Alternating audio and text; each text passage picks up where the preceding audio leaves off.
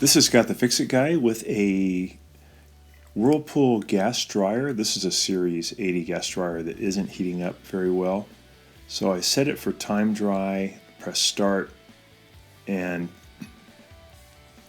just gave it a test, and I noticed I was getting no heat. So I pulled the machine away from the wall, make sure it was unplugged, checking the vent hose, make sure it's not obstructed. But it looks good, it's nice and clear. And what I'll do now is I'm going to remove the back panel. So there's a series of 1/4-inch screws that we have to remove from the back.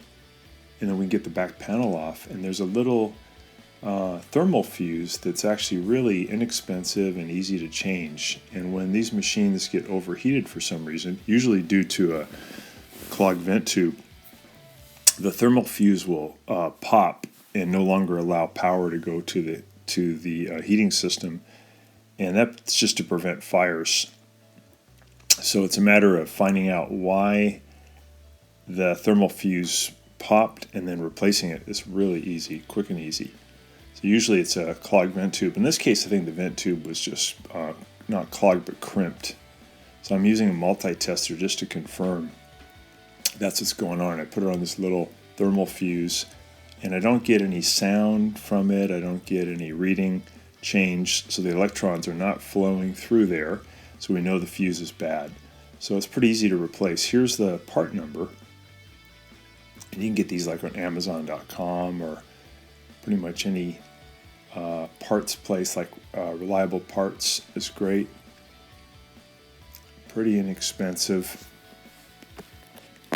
And sometimes these just go out due to old age, maybe at the 10-year mark or 15-year mark on these machines. But usually it's due to part of the dryer got too hot, and that's usually due to a clogged vent tube.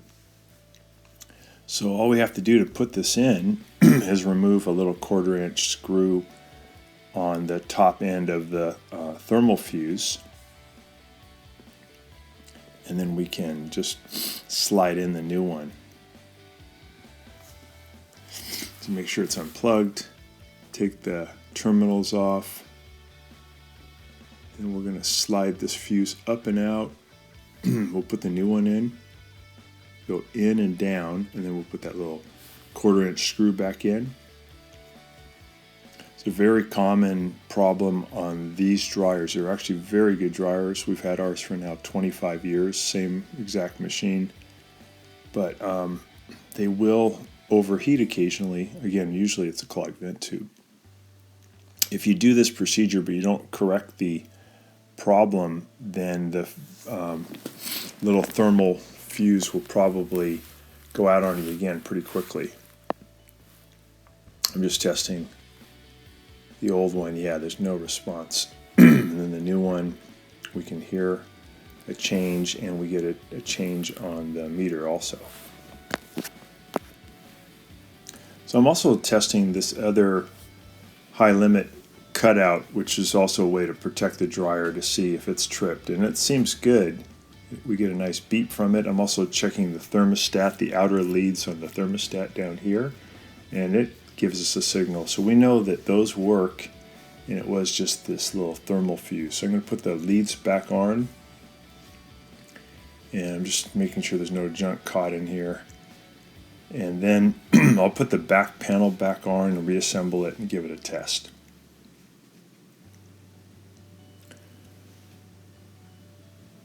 So I usually just position the bottom part on first and try to line up the holes, and then I'll put in like one of the 1/4-inch screws, and then I'll zip them all in. So sped up the camera here a little bit just because it's pretty self-explanatory, but we're just zipping all these screws in around the perimeter. If you're missing a screw or two, it'll still work. It's better to get them all on if possible.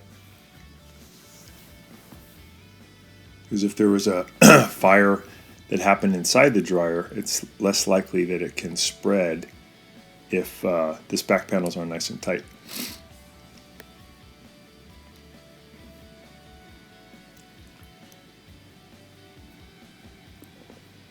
I've been really happy with our dryer. We've had in the past to replace a few little parts, but man, it just keeps going. Whirlpool did a great job on the Series 70, Series 80, and Series 90 washers and dryers.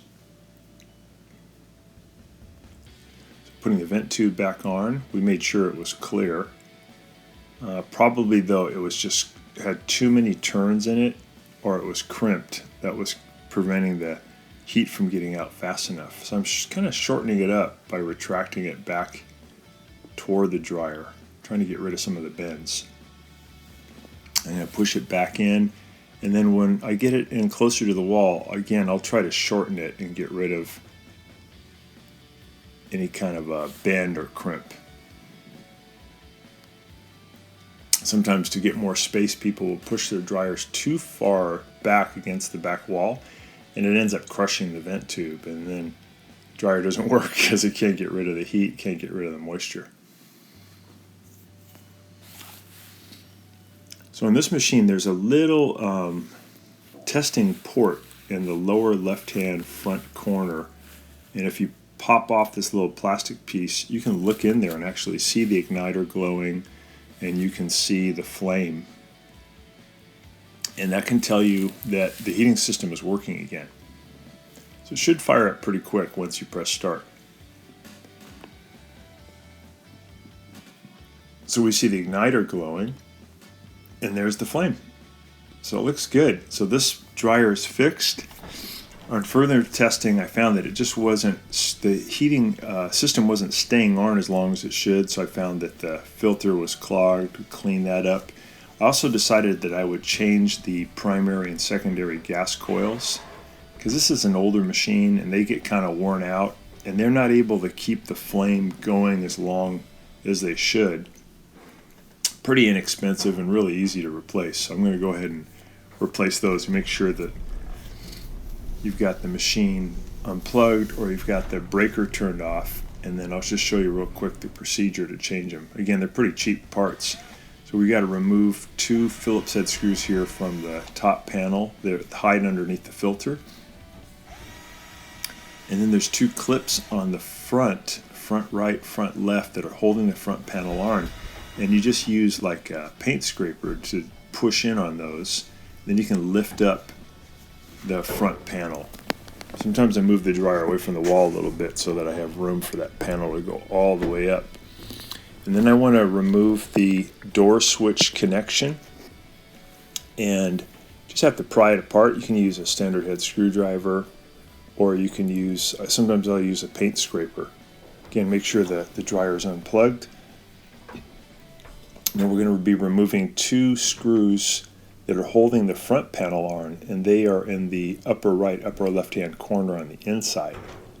So you just zip those out. And then the front panel comes off, and then you can change the belt, you can change the gas coils, you can clean out the cabinet. You've got all kinds of cool things you can do once you get the front panel off.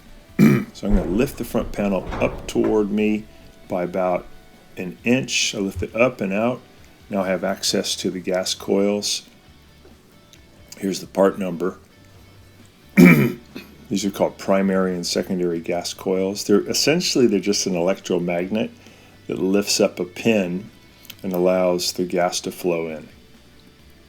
But as the magnet gets weak, it doesn't lift up the pin long enough to really create a flame that is on long enough to really dry the close. I'm going to pull the little modular connectors off of the primary and secondary coils.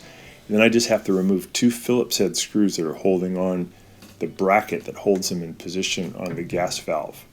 So here's one of them real close to me, and then there's one about an inch further back. You can also remove the tumbler, the thing that tumbles the clothes, to give you better access to these screws. I just use this little angle tool because it's faster, so I can just get them out without doing as much disassembly. But to remove the tumbler is really easy. You just have to unloosen the belt, and you can just pull the tumbler right out. There's also a good opportunity to clean out any accumulated lint that builds up inside the machine. So we got the screws out, we pull the bracket off, and then we can pull off these 2 coils. They're different sizes. There's a bigger one here closest to you where the terminals are down close to the valve. And there's a skinnier one away from you where the terminals are up closer to the tumbler. On the big one closest to you, there's also a small round metal piece that fits over the post. Sometimes that'll come off with your old coil, and you got to make sure you get that out and reinstall that on the post before you put in the big fat coil that's closest to you.